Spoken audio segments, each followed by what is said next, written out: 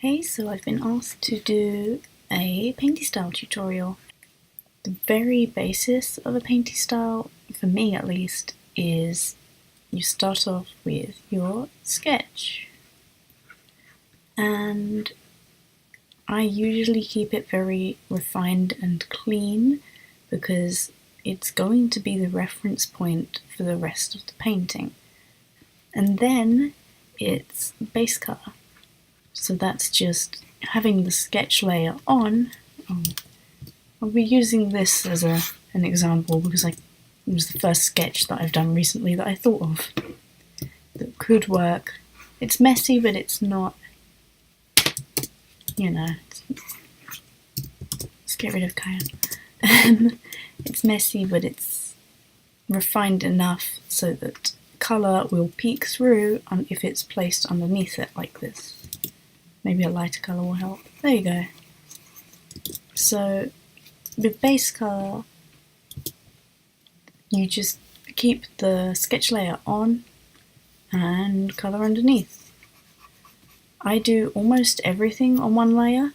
Usually it's something like I'll do foreground in one layer, background in one layer, and then with additional layers where I feel like I need them. So I'll be doing the skin in this layer, and then I'll go and do the hair in the same layer. And this also allows me to, how would you put this? I call it colour stretch, but I don't know a proper term for it, but I call it colour stretch, where essentially colours bleed into each other, and I think it can work quite well, especially with whites. So say if this shirt is white there and the jacket is a blue, for example, then I might put a little bit of blue into the shirt. That's just how I like to paint personally. And then if there's a background, I'll have the background on its own layer behind. So we've got, we've got a nice sky in the background. And just pretend that this is completely coloured in. I mean, it doesn't really matter. This is just a quick explanation. And then I essentially draw over the face, but on our base colour layer, which I've accidentally put on this layer. There we go. So the face, I'll usually go for like kind of a slightly desaturated mid-red or mid-pink, or yeah, just somewhere between there. So maybe like here. And usually with my opaque watercolour brush, I will go over the features that you can see to try and keep it as true to the original sketch as possible. I'll do the same colour for the eyes and everything because, I'll be going over them enough times. And I also do this with the edge of the face, and I usually put a little bit of shadow for the neck. So it looks something like this if you take off the layer. Obviously it'll be a bit neater, but I'm not aiming to actually paint this. And essentially, I just repeat that again and again and again. So for example, this shirt bit, I would take a desaturated blue and draw over the collar sketch. So it looks something like that. Do something like that. And then again with the opaque watercolour brush, making it bigger and then going over and painting it. It's just using a brush and kind of having fun, and I do feel like you do learn more by doing, as long as you kind of know the very basics of what to do. I feel like it's pretty easy to pick up and experiment and find ways that you personally like to do it. So for me right now, I take off the sketch layer and maybe I'll duplicate it and move it to the side so that I can constantly go back and reference it.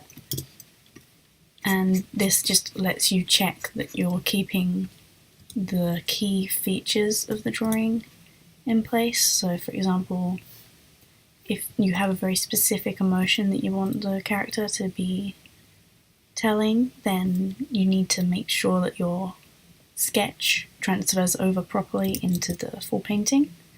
I sometimes write down little words, like keywords, next to my sketch so that I remember them, because obviously a lot of the time a drawing will take more than one day. You might come back and be like, oh, I don't remember anything about this, I don't know what I'm doing, what was this about, what was her expression, was there any context behind this? And it helps to just write it down because you will forget. Even if you're painting an entire thing in one day, you will forget. Colour choices, I quite often use quite bright colours, but I'm also recently quite a fan of adding blue to the skin, which is something that a lot of Korean artists do, I believe. They probably don't add blue to the skin like I do, but because this is quite an amateurish way of doing it, but it's essentially desaturating the skin and then having the blush be quite prominent on the cheeks. I just think it's quite fun to do, and it helps set atmosphere as well. So yeah, essentially I do everything with this brush. I really do love this brush, and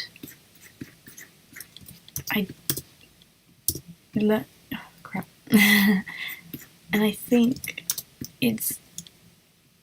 this is really all you need to know, is the very basics of, okay, yeah, you set up a couple of layers and then you just work, and you do what feels right after a while. And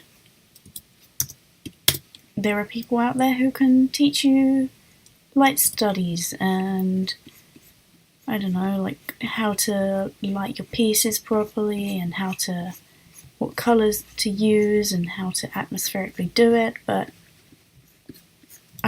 the question I get asked is, how do you do painty styles? And it's pretty simple. You just put down a sketch, you don't bother with line art.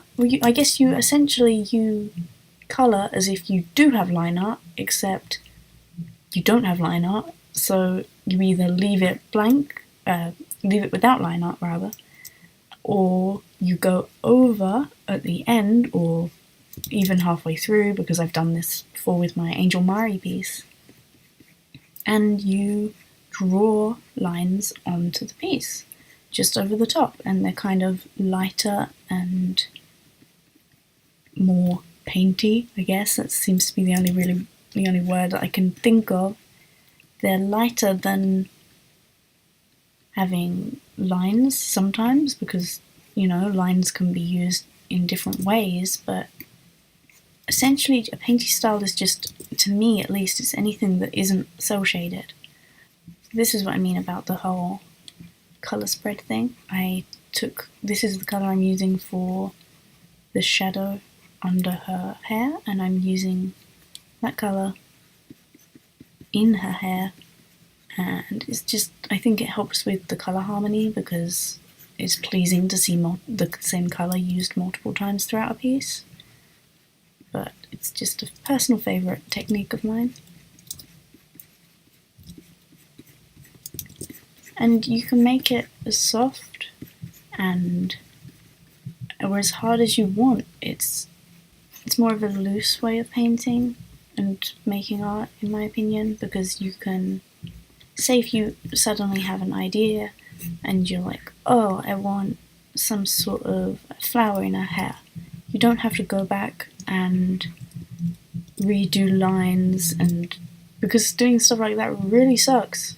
In my opinion, redoing lines sucks. I don't want to add extra things to a lined piece, because then you have to redo the lines. But with a painty style, you just kind of can add it without needing that. I mean, sure, you've lost a little bit of work, but if I wanted to add a flower, then I can. and it's good for those kind of things. I'm gonna probably speed paint a little bit of this, and I'm just gonna kind of refine the face how I usually do. So I usually use a very similar colour to the hair for the eyes, eyelashes rather, and a nice bit of pink under the eyes. Yellow, that's my top tip, is use yellow for highlights. That's like the only tip you ever need. Yellow for highlights is very good. I can't remember why, there's some sort of scientific reason why. And I don't care, because all I need to know is that it works.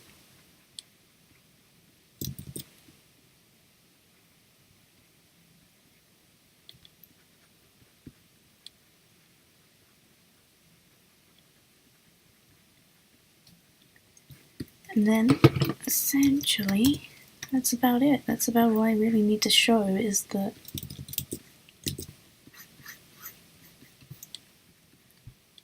that's kind of how I work. And then I'll go, I don't like this colour here, it's a little bit too desaturated for me, so I might replace it with something like this. Well, desaturation was the theme of this bit, but hey, I want this bit to be a little bit more pink.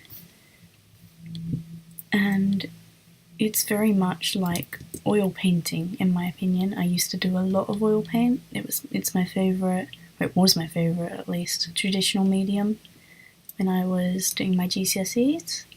I'm trying to learn how to do watercolour now, but oil paint is very similar to oil paint if you've ever oil painted, and if you haven't and you like doing painty styles, then you should, because it's pretty fun, and it's essentially the same because oil paint takes forever to dry, and that means that you can put loads and loads and loads of layers on top of each other to fix your mistakes, and you can get caught up on a piece and keep working on it for hours, just like digital art. So I do think that they are quite similar, and anyone who has oil painted in the past should just kind of use those techniques and bring them over to their digital artworks if they want to paint in this kind of style. I'm also just going to quickly go over the brush that I use. So it's this opaque watercolour with Clip Studio Paint. I'm sure you can replicate it in Paint Tool Sai and Photoshop, but it looks like this on its own, so it's good enough to, with a little bit of pressure, it's good enough to block in areas, although I might use oil paint if I wanted a sharper edge. But I do like having a soft edge on my paintings. And then it's pretty good for blending. It's basically the all-around brush. I love it, I really do. So I can do this, which doesn't look as impressive on its own, because you're never really going to be doing something like this, is the problem. You're never going to be doing some sort of weird gradient from pink to brown, are you? But it's very useful because you can see the brush strokes. It's very useful for things like hair, clothes, where you can show. So I'm showing this curve where the shirt is, and I'm showing the lines on the hair, so I do think it's a very good all-around brush. And then other than that, I also have dense watercolour, which I use for basically times when I want to add tiny details, like tiny dots or something to this, and the opaque watercolour just doesn't do them very well. I just go in with the dense watercolour, and it's like an in-between between the opaque watercolour and the dense, and the opaque watercolour and the oil paint rather. And that's essentially all I use. I also have watercolour brushes saved on here, but for painting painty stuff, I essentially just use this opaque watercolour brush. I actually do kind of like this.